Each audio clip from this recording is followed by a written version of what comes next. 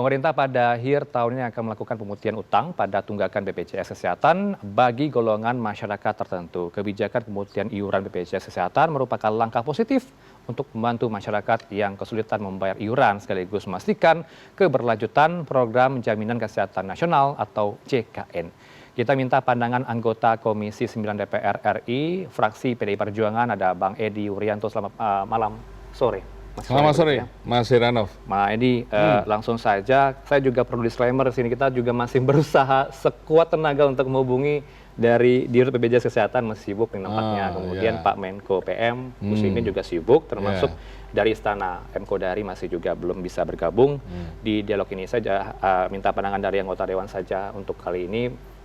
Mas Edi, dengan adanya kebijakan ini menghapuskan iuran BPJS Kesehatan tunggakannya, respon anggota Dewan seperti apa dulu?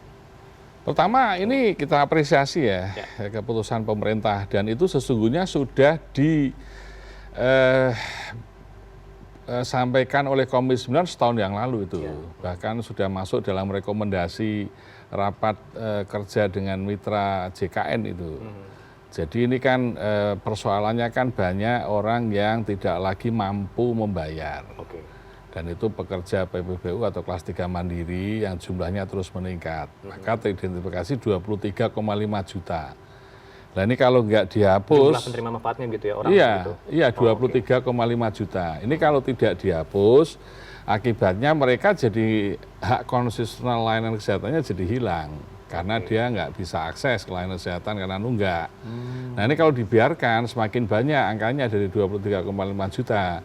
Maka oke lah, karena ini nggak mampu kita hapuskan, sehingga kalau dia mau mengaktifkan kembali tinggal bayar iurannya 35.000.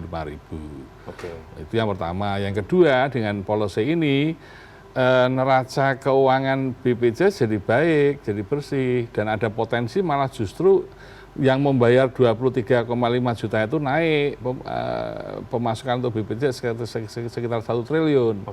Itu lalu kemudian bagi kami jumlah peserta jadi yang sekarang kan kalau 27% turun, Mbak, paling yang aktif hanya sekitar 70%.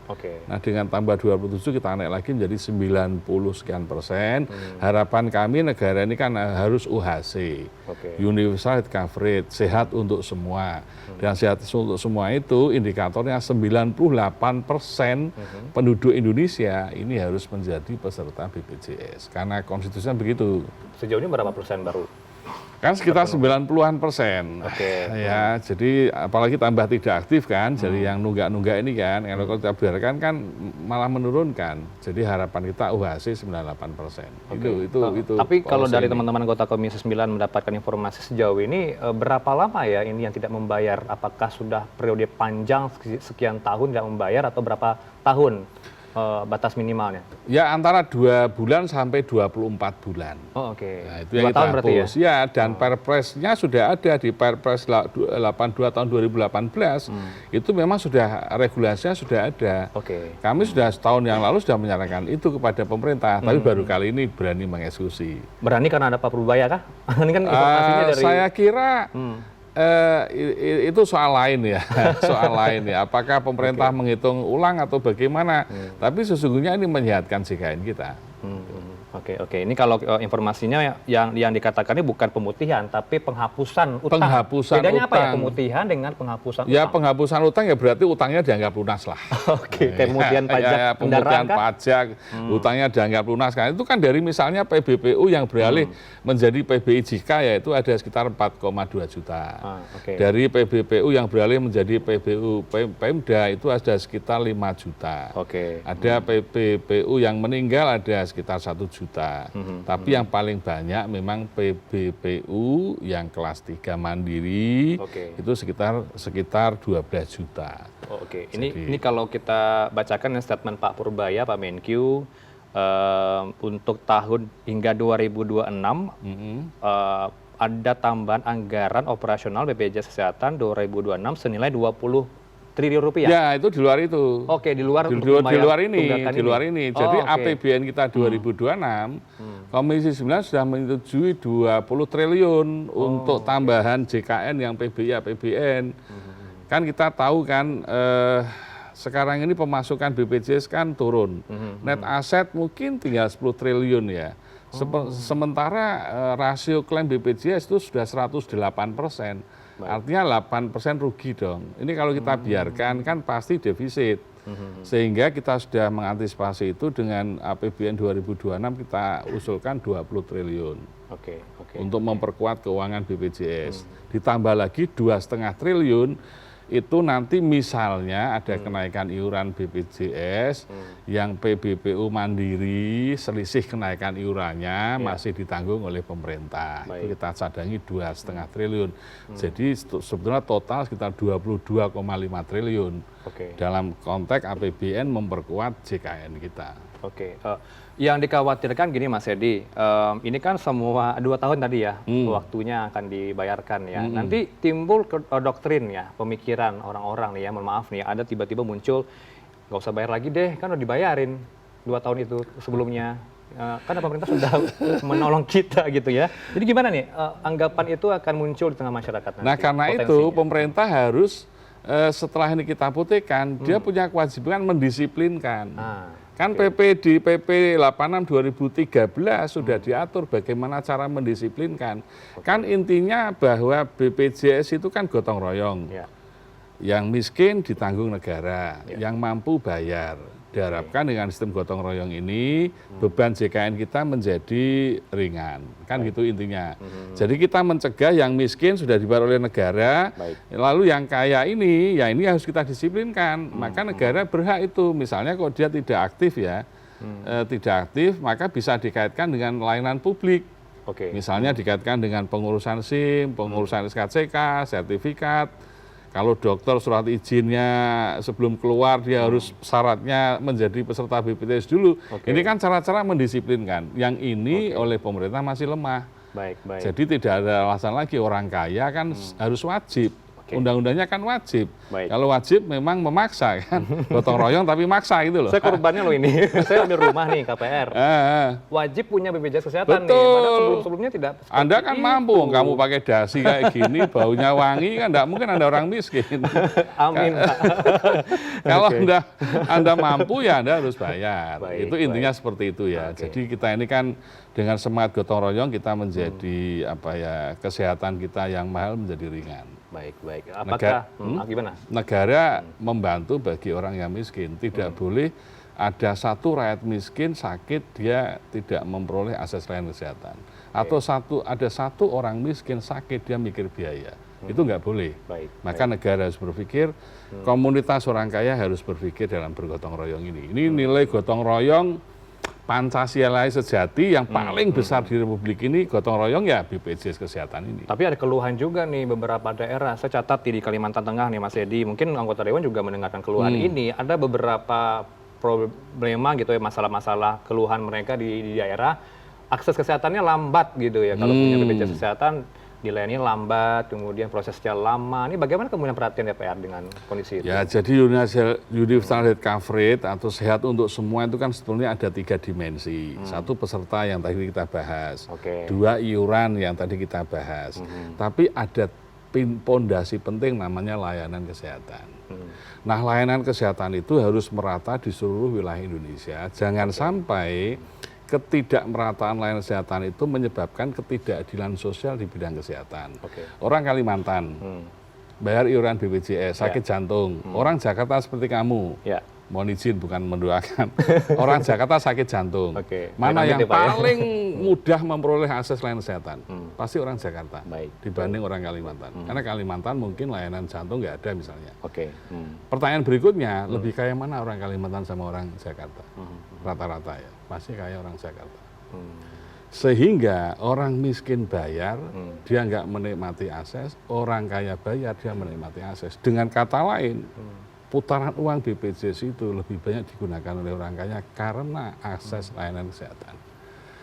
Maka layanan kesehatan ini menjadi penting. Itu tugas pemerintah, itu tugas Kemenkes. Bagaimana mendekatkan layanan kesehatan ke seluruh wilayah Indonesia ini, terutama daerah-daerah yang tidak terjangkau. Nah, Komisi 9 mendorong terus. Kalau lu ngasih DAK kesehatan, cari DAK kesehatan yang dibangun di daerah-daerah terpencil. Sekarang kan misalnya memperkuat puskesmas. memperkuat rumah sakit tipe D, tipe C di wilayah-wilayah yang terpencil untuk pemerataan itu. Lalu kemudian cari daerah-daerah yang kemampuannya fiskalnya rendah atau daerah yang miskin. Maka sekarang dibangun misalnya rumah sakit di NTT, di Maluku, itu kan bagian untuk mendekatkan akses layanan kesehatan. Nah ini tugas paling berat di antara 3 ini. Baik. Jadi ini tentu kami akan mengawal yang intinya jangan sampai orang sudah menjadi peserta BPJS, dia sudah bayar, meskipun yang bayar negara, tapi dia nggak memperoleh akses layanan kesehatan. Oke, kita kembali penegasan di dialog ini ya, agar pemirsa di rumah tidak salah paham nih yang akan dibebaskan tunggakannya semua golongan atau memang golongan tertentu. Ini kan kalau kata Caimin untuk golongan tertentu, mungkin pemirsa di rumah penasaran nih Mas Edi, apa ya kriterianya yang harus mendapat tanggungan ini dibebasin? Pasti yang tidak mampu. Oke. Yang mampu jangan dong. Yang kaya ya harus bayar lah. Oke. Yang tidak mampu, ya kan. Jadi ada kriteria mengapa dia nonaktif, dia tidak mampu, dia mampu tapi nggak mau. Ya, ini yang tidak mampu. Tetapi apapun dari 23,5 juta pasti pemerintah akan melakukan pemetaan datanya. Pasti akan disisir secara presisi. Yang intinya yang kita bantu adalah orang yang miskin. PBBU mandiri, penjual bakso, misalnya dulu dia punya bisnis, sekarang tidak lagi jatuh ke tidak mampu, atau dulu dia bekerja kena PHK sehingga dia nggak mampu. Ini yang kita prioritaskan. Jadi saya setuju bahwa Komisi 9 minggu depan akan mengundang seluruh mitra BPJS dan mitra yang lain untuk membicarakan ini. Kita ingin melihat regulasi pemerintah seperti apa, strategi pemerintah bagaimana agar 23 juta itu tepat sasaran. Data itu masuknya di DTSen begitu ya, karena Bansos juga harus punya DTSen gitu. Nah sekarang kan semua gitu data itu ada di DTSen. Dulu di TKS dimasukkan ke DTSen dan itu wilayahnya BPS, Badan Pusat Statistik, dan Kemensos. Jadi wilayah ini sebetulnya yang bekerja adalah BPS dan Kemensos. Kalau BPJS Kesehatan kan ya terima data aja. Menteri Kesehatan juga sama. Tapi nampaknya mumet nih, kalau saya ulik-ulik aja juga dari riset sendiri soal syarat-syarat yang akan diajukan itu harus punya mobile aplikasi seperti Play Store, App Store. Ini bagaimana kemudian bagi mereka dengan tinggal di daerah terpencil tapi tidak punya handphone, tidak punya akses internet, tapi harus punya itu aplikasi yang harus dicantumkan data dirinya. Ini bagaimana kemudian jemput bola nanti ke masyarakat yang kurang mampu ini? Ya saya kira itu wilayah BPJS nanti ya, yang akan dia memperluas layanan. Tentu wilayah-wilayah yang tidak punya teknologi informasi, wifi-nya nggak cukup, ya pasti dia akan jemput bola. Tapi kalau wilayah-wilayah yang... Baiknya seperti itu ya, iyalah, ya pasti, dan Komisi 9 pasti akan mengawasi itu. Intinya semua harus terdata dengan baik. Tapi yang bisa menggunakan IT, yang akan dunia IT, ya lebih efisien IT lah. Baik, terakhir ini closing statement dari Komisi 9 agar bahwa kebijakan ini dapat baik ke depannya, tidak hanya membayarkan tunggakan, tapi ada kebijakan lain yang menjadi perhatian Komisi 9. Sejauh ini apa saja? Ya kami akan menyeimbangkan ya, dari sisi kepesertaan, dari sisi pembiayaan, dari sisi layanan. Nah sekarang pemutihan sudah dilakukan, kami harus ngawasi terus. Tapi setelah itu kami minta pemerintah juga punya strategi yang jitu untuk mencegah yang kaya jangan sampai nggak bayar. Itu yang penting di situ, agar bisa support gotong royong untuk JKN ini, dan itu harus menggunakan layanan publik sebagai bagian yang mengikat mereka agar mereka disiplin di dalam membayar iuran. Toh nggak mahal, Indonesia paling murah iuran JKN-nya di seluruh dunia. Manfaatnya juga mulai dirasakan oleh masyarakat. Dulu orang miskin nggak bisa masuk, sekarang bisa masuk. Tapi bisa dipastikan Mas, apakah tidak akan naik biayanya? Karena ini kalau berbicara soal RAPBN 2026 ada wacana menaikkan tarif iuran BPJS Kesehatan 2026. Nah itu nanti urusan bisa Mas Kawan nanti ya? Bisa, itu urusan DJSN lah ya. Tapi yang kita proteksi adalah orang miskin kan itu kan. Dan orang miskin sudah 96 juta yang memperoleh PBI. Jadi menurut saya kalau ada kenaikan iuran pun orang miskin tidak terkena dampaknya. Tinggal kita kelas mandirinya yang mungkin peserta mandiri ya, yang informal ya, itu nanti yang seandainya ada selisih kenaikan iuran, dia tetap terproteksi dengan bantuan pemerintah. Janji ya Mas, tidak akan naik ya? Oh iyalah, Komisi 9 itu Saya juga peserta BPJS nih, Mas. pro rakyat, apalagi rakyat miskin ya itu jadi tidak boleh satu orang rakyat miskin sakit dia tidak memperoleh layanan kesehatan. Yang penting kesehatan warga masyarakat harus nomor satu begitu, tetap Ya. sehat selalu begitu. Tapi kalau kamu wangi kayak gini pakai jas, bayarlah. Oke, terima kasih untuk waktu Anda, Mas Edi Wuryanto, anggota Komisi 9 DPR fraksi PDIP. Setidaknya kami dapatkan gambaran begitu ya Pak ya, apa saja yang akan yang akan dilakukan oleh BPJS Kesehatan untuk membayar utang tunggakan BPJS Kesehatan bagi warga golongan tertentu. Terima kasih untuk waktu Mas Edi Wuryanto di Komisi 9 begitu ya. Terima kasih. Saat ini ya di Newsroom. Terima kasih, selamat sore. Selamat sore. Baik.